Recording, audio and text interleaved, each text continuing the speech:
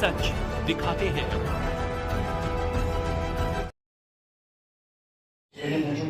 शरारतें करते हैं, बाद में भाग जाते हैं, तो फिर सवाल इंसान खड़ा हो जाता है। उस्ताद मौजूद है, मैं और ये दोनों हमने बात की, ये कोरोना से पहले की बात है। मैंने कहा यार ये लड़के लड़कियां भाग जाते हैं, मसला खड़ा हो जाता है और आप उसे लड़ना झगड़ना शुरू कर देते हैं। मैंने कहा ये भाई बैठा है गुरुद्वारे में, कुछ करता है, इनकी जिम्मेदारी हर जगह पुलिस जैसे वैसे करके, क्योंकि देहातों से जो आपने सर्दी लोगों की जिम्मेदारी से गुजारिश है कि जो अपने आप को इन्वॉल्व रखा, और ये हमारे इंटरेस्ट की बात है, हमारे बच्चों के मुस्तकबिल के महफूज होने के आखिर में यही गुजारिश है। आपका काम काबिल सताइश है, हम आपको मुबारकबाद देना चाहते हैं। एक ज़माना था जब आप SGPO थे, एडिशनल SP थे, तो ज़िंदगी जब गुजरती है, इंसान जब ओहदे के एतबार से तरक्की करता है और उम्र के एतबार से तरक्की करता है, दोनों चीज़ों में जब बढ़ोतरी होती है तो इंसान के मिजाज में थोड़ी सी सेंसिटिव आती है।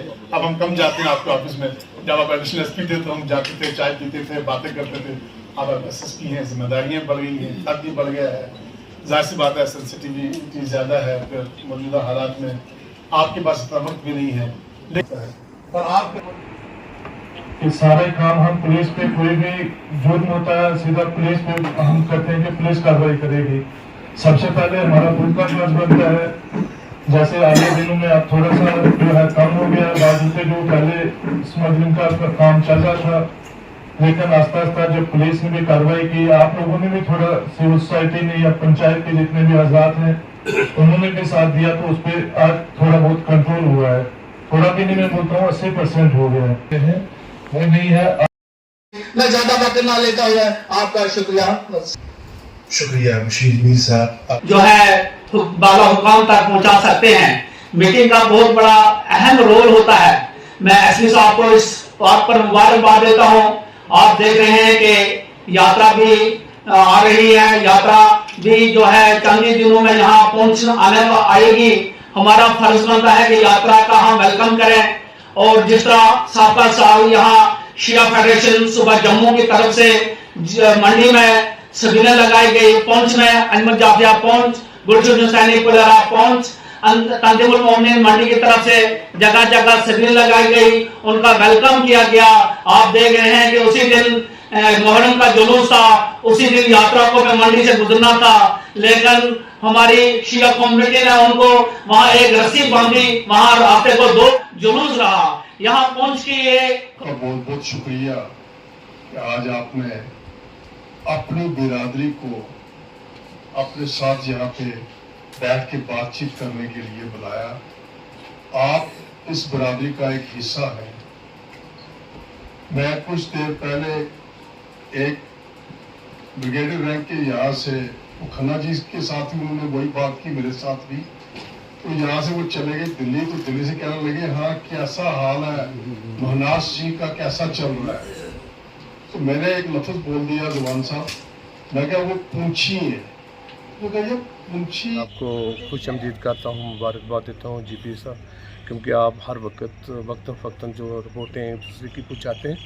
बड़ी बात यह है कि ये जो यात्रा है ये आज की बात नहीं है, ये हमारा मुल्क जब से आज़ाद हुआ है 70 साल हो चुके हैं। यहाँ पे हिंदू मुस्लिम सिख भाईचारा है। जब ये यात्रा स्टार्ट होती है तो यहाँ पे जब यात्री बाहर से आते हैं तो यहाँ के हिंदू मुस्लिम सिख भाई सब इकट्ठे होकर यात्रियों का वेलकम करते हैं, और बूढ़ा अमरनाथ पे ये मुकाम है, वहाँ पे जाते हैं। और मैं यहाँ के तमाम हिंदू को, मुसलमान भाइयों को और सिख भाइयों को मुबारकबाद देता हूँ कि इस जो ये जो यात्रा है, इस यात्रा में एडमिनिस्ट्रेशन मीटिंगें करती है, लोगों को बुलाती है और आपसी भाईचारा जो है उसको कायम रखने के लिए करती है। आज SSP पुंछ ये जो यात्रा होती है हमारे पुंछ में बूढ़ा अमरनाथ जी की, ये बड़ी ही पवित्र यात्रा है। तो यहाँ पर यात्री पूरे हिंदुस्तान से यहाँ आते हैं, तो SSP साहब ने उसी के मद्देनज़र यहाँ मीटिंग रखी है। तो वो एक तरह से आपको पता है पब्लिक के साथ पूरा कोऑपरेशन चाहिए होता है किसी भी चीज़ के लिए, तो जाकर हर चीज़ सक्सेसफुल होती है। तो हम भी यहाँ पर इस मीटिंग को अटेंड करने आए और इस पूरा तावन करेंगे SSP साहब का कि ये यात्रा जो है ये बड़ी स्मूथली चले, और बड़ी चीज़ें उनकी कमियाँ हैं यहाँ पर हमारे पुंछ में, तो उन कमियों को भी बैठकर हम डिस्कस करेंगे उनको कैसे दूर किया जाए।